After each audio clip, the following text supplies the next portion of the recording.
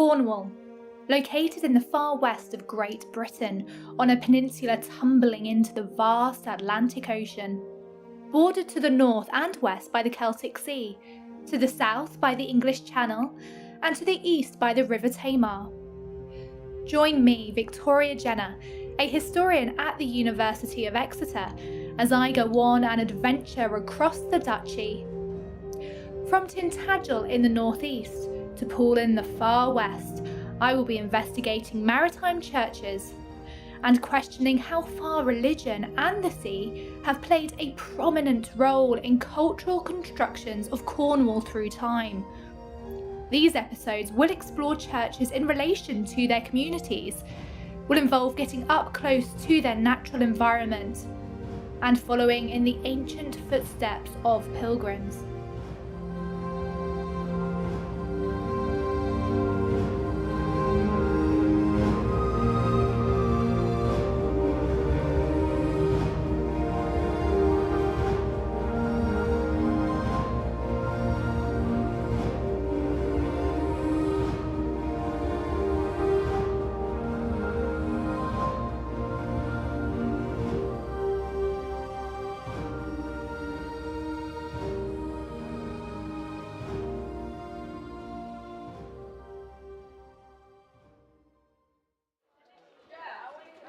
There are many examples of Cornish folklore in plain sight, yet they go unnoticed. All you need to do is enter a quaint local pub to see that most beer logos tend to often relate to Cornish myths and legends. So here I have Celtic King from Celtic Brewery, a real ale that evokes the ideas of King Arthur and his knights in North Cornwall. Cheers! Today, Cornwall's folklorist culture has transcended from its popularity with Victorian travel writers. Ooh, that is fresh. The symbolic nature of water and the magical figures who populated it became popularised by 19th century collectors of folklore. From as early as the 1770s, scripted travel literature was published as weekly periodicals, suggesting picturesque new sites for domestic tourists. Sites such as St Nectan's Glen, near Tintagel in the northwest, were mentioned in Thomas Gray's Travelling Companion from 1799. Visitors were directed to explore Tintagel's nearby Nathan's Cave near Bosny to experience the inspiration of visceral natural beauty. According to legend, and I'm going to try and say this over the noise of the waterfall, St Nectan in fact had a hermitage just above this, and at times of stormy weather he would ring a silver bell to warn mariners and ships of the perils at the mouth of Rocky Bay. But it was in fact a clergyman, Reverend Robert Stephen Hawker, who first attributed the saint to the waterfall in his poem The Sisters of the Glen in 1846.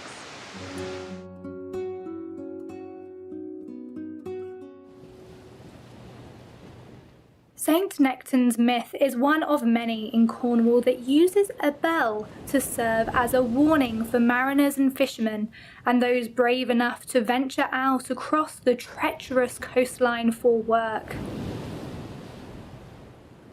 Shipwreck is a sad reality for many seafarers, and according to Land's Shipwreck Index, many wrecks occurred at harbour mouths between 1700 and 1865, as ships attempted to reach a safe haven during tempestuous weather.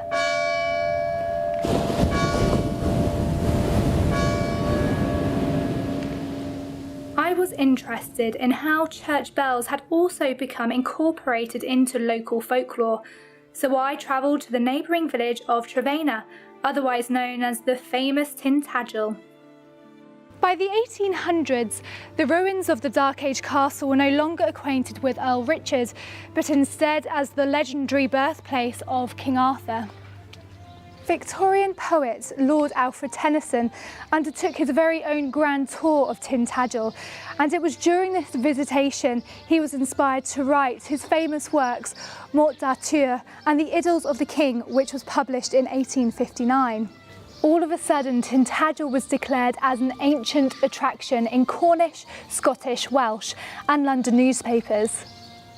Tennyson was tapping into the images conjured by Geoffrey of Monmouth's Historia Regum Britanniae, written circa 1135. And Tintagel's parish church also fits into the legend. St Materiana's church was described as possessing the ancient church bells that tolled for King Arthur, and they were subsequently sold to a London buyer. Yes, I believe they were a signal for mariners in the past. There is a story about the Boscastle church. The bells were being shipped in and they lost them in the sea. And apparently, on a stormy night, you can hear the bells ringing. Now, whether that's just folklore or what, I don't know, but it sounds quite romantic, even though it's tragic. I don't know how far you can hear them, but you can certainly hear them wherever you are in the village. You know, it's there, it's a landmark, it's fantastic, it stands out, and I know that that's home. From speaking to Veronica and then to David Kenner, the captain of the church's bell-ringing guilds, I realise the bells are still perceived in a traditional manner. The church obviously is a very important part of the community. Congregations, the same as everywhere, are small, but everybody turns to the church in time of need, whether it is christening or wedding or funeral or whatever. The bells are really part of the village as well as part of the church. It's all the community, and most people like to hear bells. As I speak to more members of the community, I discover the bells are thought to possess magical properties. One story even suggests they drove the plague away by the sheer force of their sound and rhythm. Church bells have become associated with signalling death and disaster. They were rung at funerals and in times of plague to tell people to bring out their dead. So over the years, tales containing the slow ringing of a ghostly bell tend to connect to a storm or a local disaster, an unfortunate reality for maritime communities. The sound of underwater bells are also meant to signal a drowned town or city, an idea that appears regularly in fishermen's stories. Another fisherman's tale takes me to Old Town Cove, 15 miles away and near a fishing town called Padstow. I'm here to experience a slightly different myth about the Doombar, a sandbank that emerged once a mermaid cursed locals with a terrifying storm. And who best to talk me through the myth than a mermaid herself? So what fascinates you, Emily, about becoming a mermaid? Well, originally I became the mermaid to try and raise awareness for plastic in the ocean. So like to educate children in a fun way. So you make your own tails and your own bikini? Yeah. That's incredible. What inspires you? I don't know, it's just a passion for the ocean, I think. Yeah, like growing up, I just gradually saw more and more plastic on the beaches and stuff, and I was just like, oh no, and I thought, what's the best way to raise awareness? I think it's to teach young children, because then they'll grow up with like a respect for the ocean and hopefully make a difference.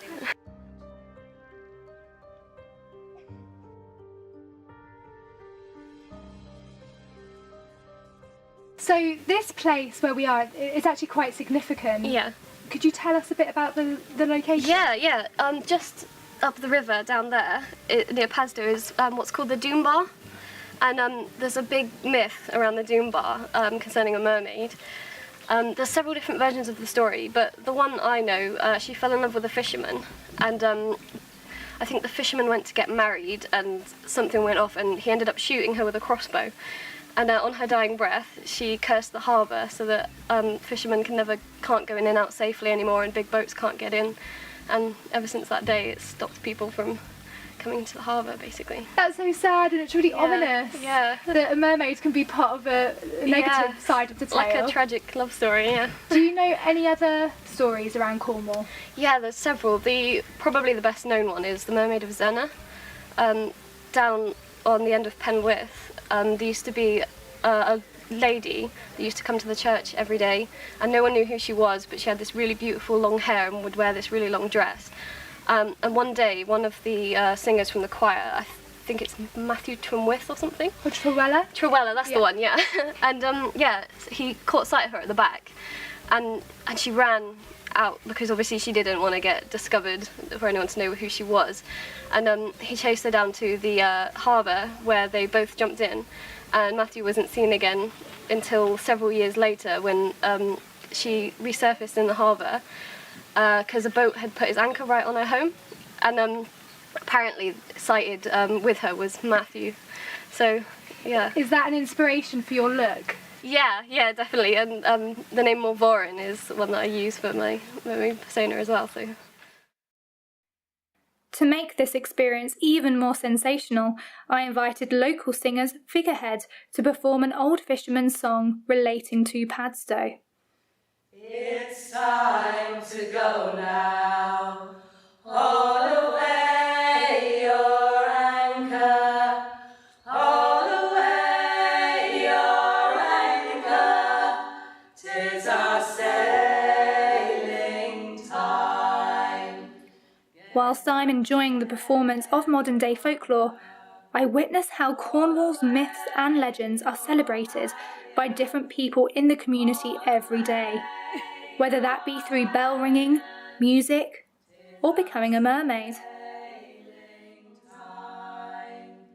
Get her on her course now, haul away your foresheets, haul away. I travelled from beautiful sunshine on the northwest coast to a cloudy Zennor in the south, the perfect setting for an ominous mermaid tale.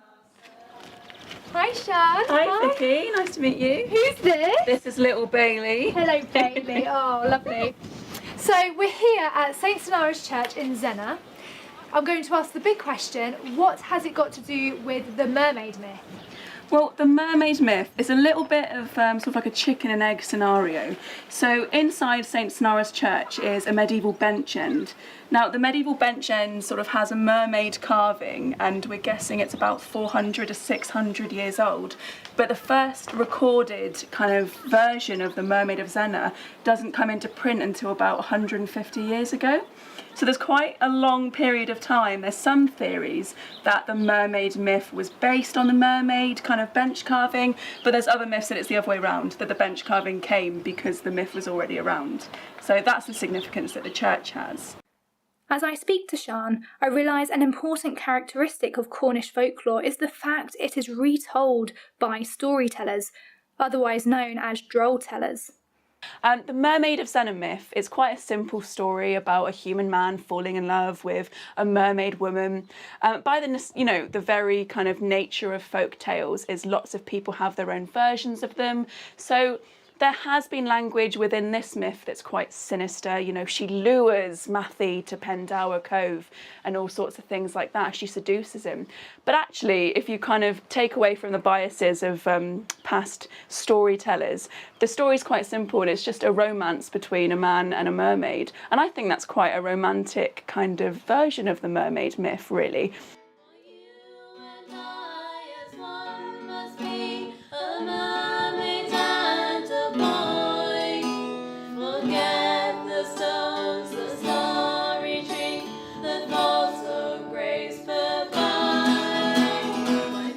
Is imbued with the character of the place and its people. However, few of its stories are unique to the peninsula, but the way the Cornish and their remarkable droll tellers dealt with this body of folklore resulted in a legacy that is, in a word, unique.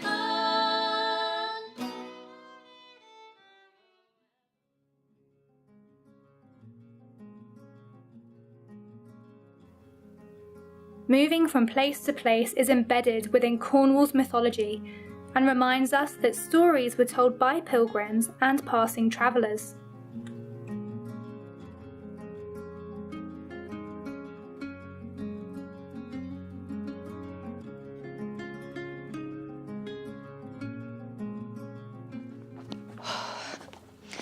I've just been running the Cornish Celtic Way, or otherwise known as Mariner's Way. Now, I've just run to the front of St Sampson's Church in Glen, and this is the alleged site where King Mark and Isolde were married in Arthurian legend.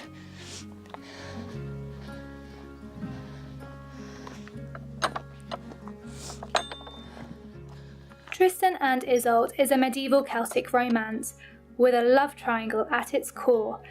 Tristan sails to Ireland to collect Isolde as a bride for his uncle, King Mark of Cornwall, but instead they fall in love with each other. Set against the dramatic scenery of a wild and wooded Cornwall, the story plays out the trials of physical and courtly love. The protagonists navigate stormy seas and treacherous waterways as their fortunes and the narrative ebb and flow. But this is not just a Cornish tale. It is also a monomyth, a tale of archetypes.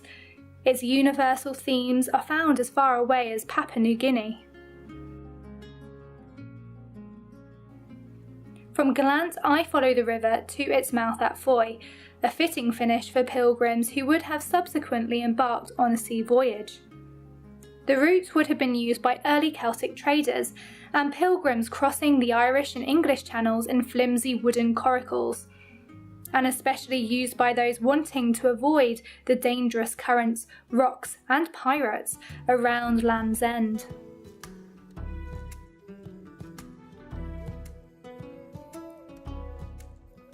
Do you find that when you say about the folklore recurring, have you found an example of a story in one setting and it's been sort of rehearsed or recreated in another? Strangely enough, actually, pilgrimage and the migration of tales, because the Irish, who were great pilgrims, they went in for what's called peregrinatio. That's travelling and collecting things. But the most famous one of all, of course, as we all know, is Chaucer's Canterbury Tales, where the characters are tales in themselves, but they each tell a story on the way on pilgrimage.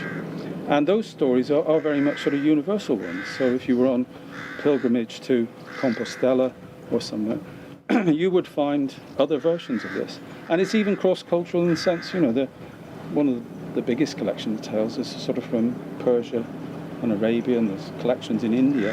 But every so often you find a tale and you think, well, where did that tale originate? Yeah.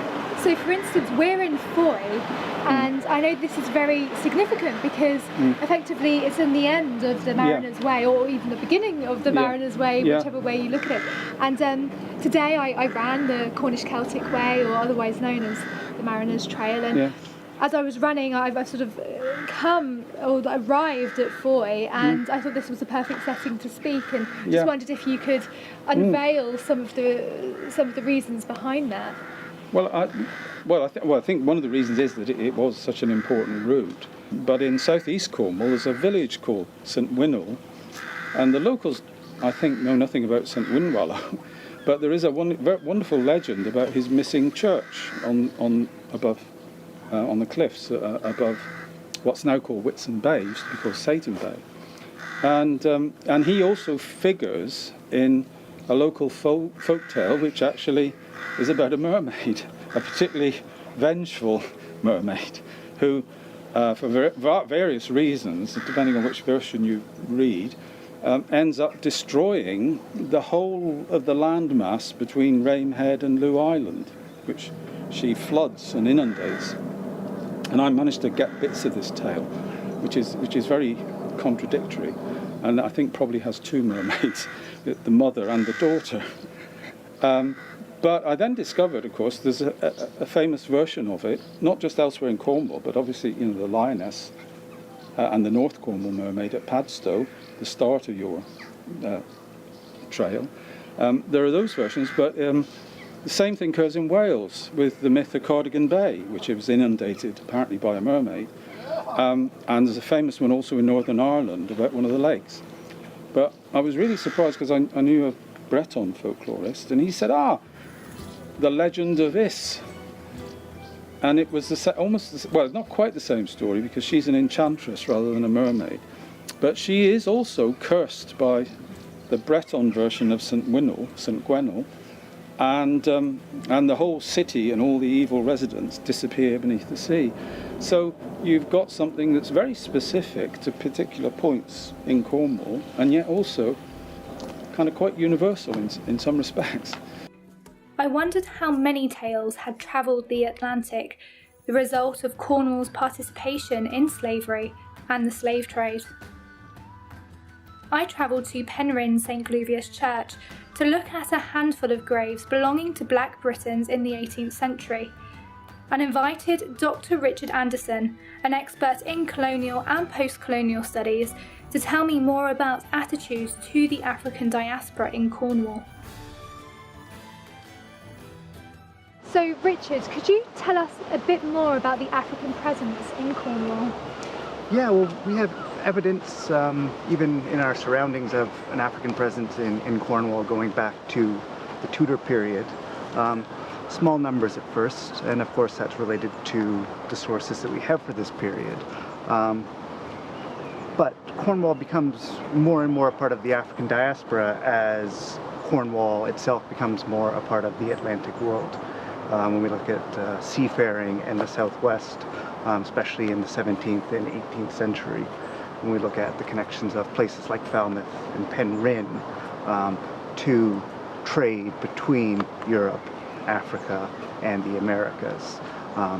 So we're looking at perhaps a small presence at first in the 16th century, but as these communities become part of an Atlantic nexus, we can see a growing number of people who are either residents of Cornwall or who are passing through as part of very much a life at sea. So how does this impact attitudes of slaveholding in the 18th century? I think what you see is that the African presence in Cornwall predates British involvement on a large scale in the slave trade. And so what we see is an evolution of terminology where people aren't necessarily seen as slaves. Their presence within the region is perhaps seen as peculiar, but their association with a particular status isn't necessarily known.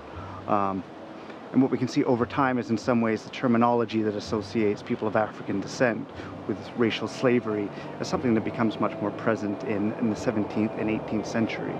So one thing ecclesiastical sources allow us to look at is sort of the evolution of terminology and attitudes over the longue durée. Amongst the wealthy Cornish families, there were West Indies plantation owners, and then Cornish landowners who made advantageous marriages with heiresses whose money partially derived through slave trade plantations. One story that has travelled from Jamaica reveals the direct participation of Sir Rose Price of Trengwainton Estate in the slave trade. It is thought that Price was the inspiration behind Mr. Rochester's secret marriage in Charlotte Bronte's Jane Eyre. It is said Rose Price travelled over on the Nancy and Betsy to Jamaica to develop his plantations in 1790. Now this ship was partly owned by Charlotte Bronte's grandfather, Mr. Thomas Branwell. It was in 1790 he travelled over to Jamaica to develop his father's plantations, and when he was over there, it is said that he partook in a romantic liaison with an African woman before he returned to Cornwall in 1795 and married Elizabeth Lambert. Post-colonial novels such as Wide Sargasso Sea demonstrate the conflict many felt due to their forced relocation. It is a feminist and anti-colonial response to Jane Eyre and explores the power of relationships between men and women, developing post-colonial themes such as racism, displacement, and assimilation.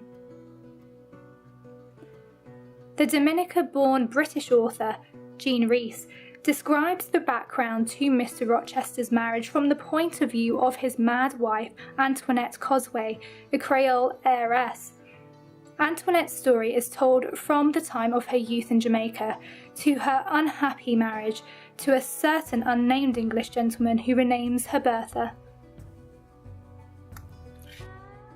It's this rugged coastline that inspires so many ideas, but really the book becomes a tool and really conveys these ideas well beyond the confines of Cornwall, not only across the UK but also further afield, across oceans. And I think a really nice example of this is Jean Rhys, her book, The Wide Sargasso Sea.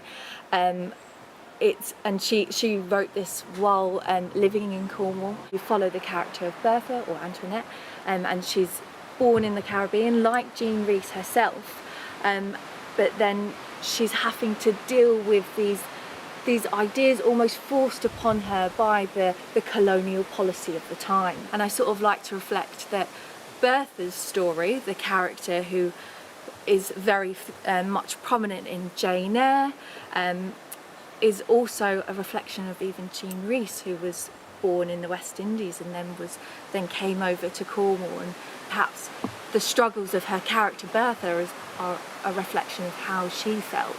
I decided to speak to Yaz Fosu, an Exeter University student who had recently set up a petition encouraging the National Trust to recognise the Trengwainton estate as a product of Price's plantations in Jamaica.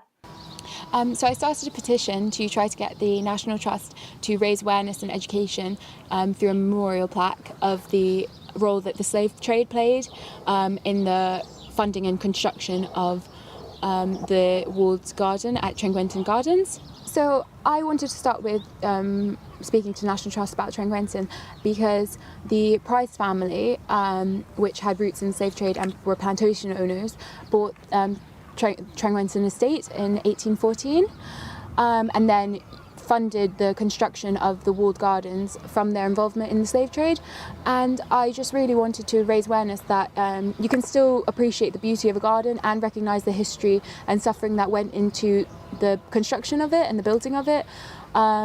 There's, especially with recent awareness and attention drawn to statues of slave traders and the history of black lives in this country, I really wanted to emphasise that Cornwall has a role to play in that discussion, and that Trengwainton wasn't just formed overnight, that it did have unfortunate roots in the slave trade.